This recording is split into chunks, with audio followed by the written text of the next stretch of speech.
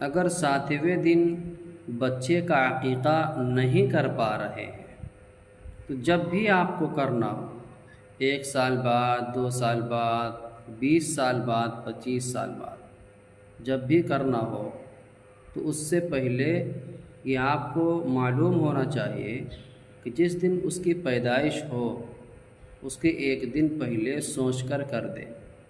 یعنی بچے کی پیدائش جمعرات کو ہوئی تھی تو بدھ کو عقیقہ کر دیں۔ اگر بچے کی پیدائش سوموار کو ہوئی تھی تو اتوار کو کر دیں۔ اسی طریقے سے بچے کی پیدائش منگل کو ہوئی تھی تو سوموار کو کر دیں۔ تو 1 دن پہلے ہی سوچ کر عقیقہ کر دیں گے تو 7ویں ہی دن شمار کیا جائے گا۔ تو اس طریقے سے کرنا چاہیے عقیقہ۔